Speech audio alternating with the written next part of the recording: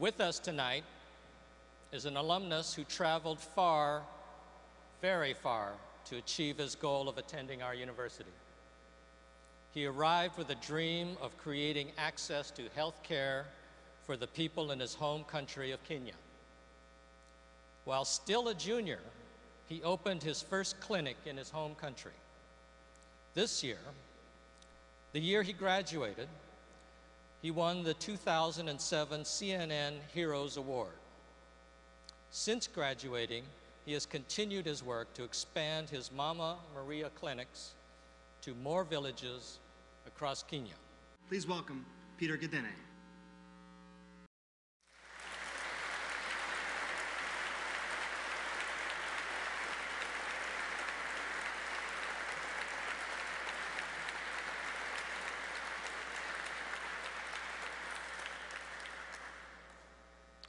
Standing here tonight, addressing all of you about my life's work and the journey that brought me here is very significant to me. It is significant because this month marks the 10th year since I came to the University of Washington.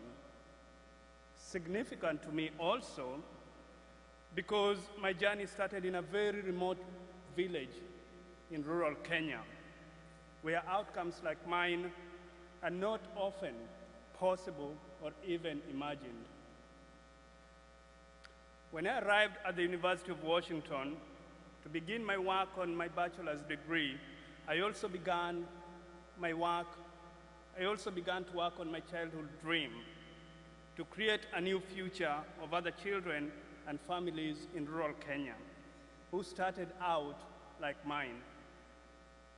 The university not only provided me with the academic training I will need to realize this mission, but opportunities to engage in public service. I was honored with humbling awards such as the Merigate Students Leadership Award, the Munro Public Service Fellowship, and the Edward E. Carlson Student Leadership Award.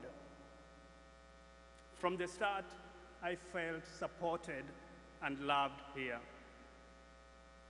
I felt that this is the school I belonged. My childhood was spent dreaming of a better future and a better community, and how to make that dream real.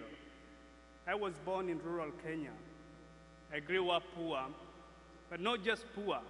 I grew up in one of the poorest families in my community.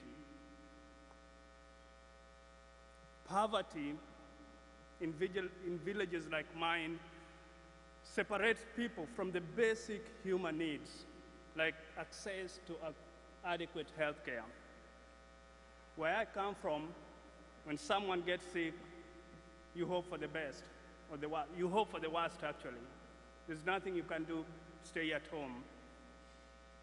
I remember when my younger brother Moses became deathly ill, my job was to return to my family's bedside to check if my brother was still living. After losing several of their kids, my parents couldn't stand going to check on my brother. And when my youngest brother, James, got equally ill, my parents took him to a medical dispensary.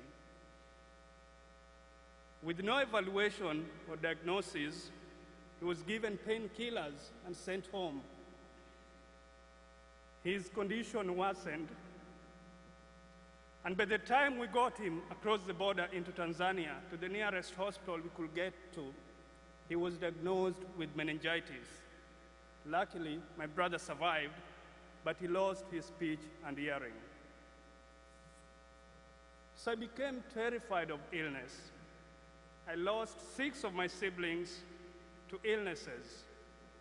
And by the time I was 12, I lost my parents as well. I have no idea how they died or if they could have been saved. And suddenly, while still in grade school, it became my duty to bring up my 3 other siblings, including my deaf brother. And in this new role as the head of the family, I could fail my ambition and dream to go to school sleeping. School was too far expensive, especially now. And my passion to go to school was considered a waste of time, and a selfish waste of time. There was no way I could go to school. But I wouldn't give this dream up. I knew that the best way possible I could help was to get the best education possible. Soon, I was able to move from my village to my maternal grandmother's village, who allowed me to finish my grade school. Finished grade school, did my national exam, grammar school national exam. I emerged as the top student in my province, Kenya. This achievement awarded me a full scholarship to Kenya's premier high school in Nairobi, a 10-hour drive away.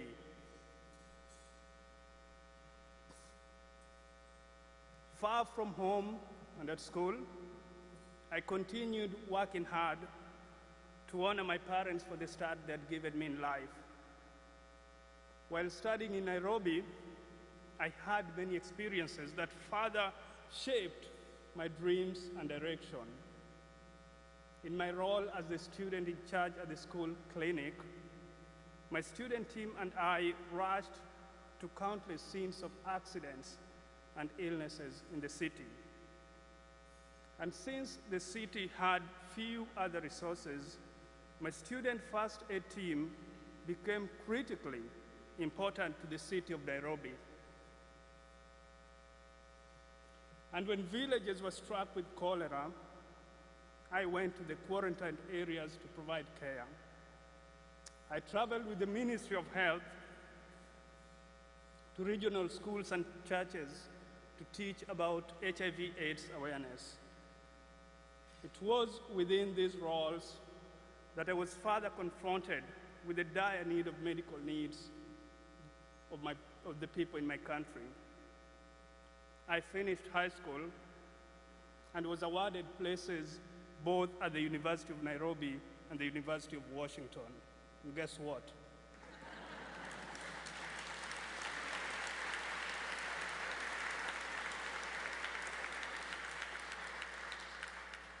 I chose to become a Husky.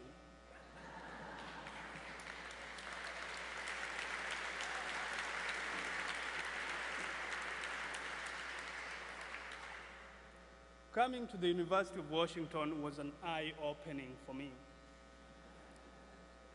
I met incredible professors who taught with passion and zeal. Tons of courses to choose from: drama, music, dance, religion, you name it.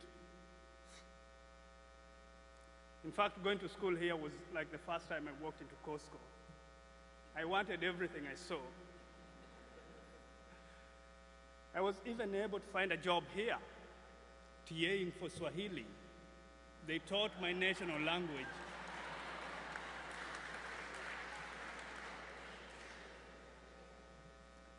In and out of classroom, the university taught me lessons.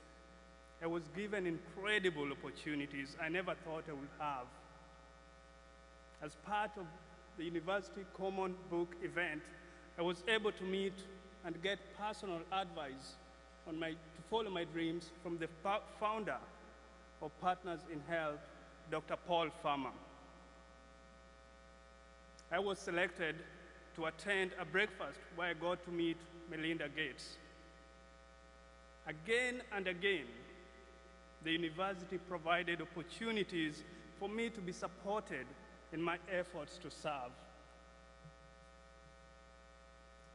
I couldn't wait to put all these knowledge and opportunities to the utmost use. And in my junior year, I began Mama Maria Clinics, a nonprofit organization designed to change childhood experiences like mine. Mama Maria Clinics is a reliable, sustainable, and entirely new system of health delivery dedicated to providing health care in rural communities like the one I grew up in. And while collaboration and partnerships are at the heart of what I'm doing, sustainability is paramount.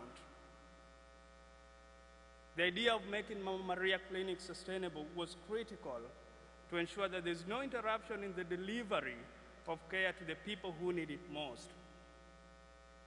Medical services where I come from are often as seasonal as the rains. They come and go. It was very important to me that the people that I serve know that they can count on our services, both in good times and very trying times. And the fact that my childhood dream has grown into a model of hope to villages across Kenya, that tens of thousands of lives have been saved and changed, and families no longer to have to fear illnesses as I once did, is a testament that anything is possible to those who believe, get the support they need, and take action.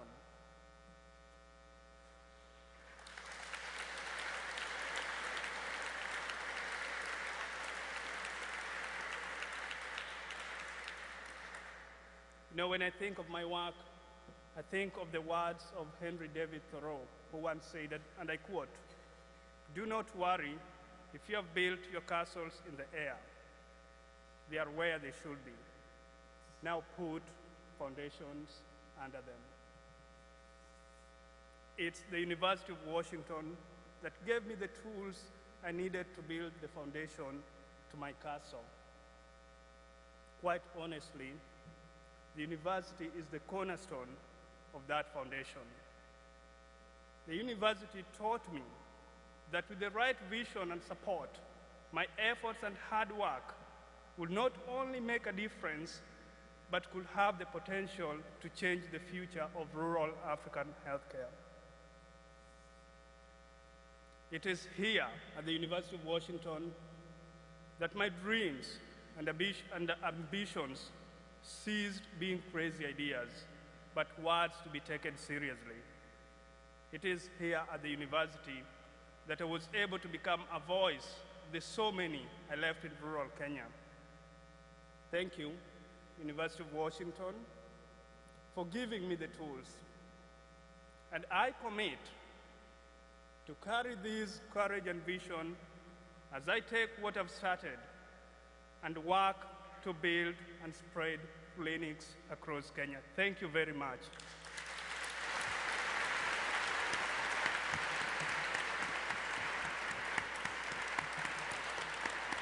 Thank you, Peter.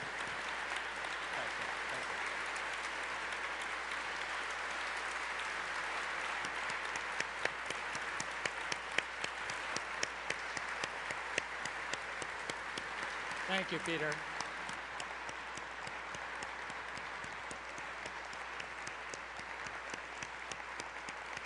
Thank you.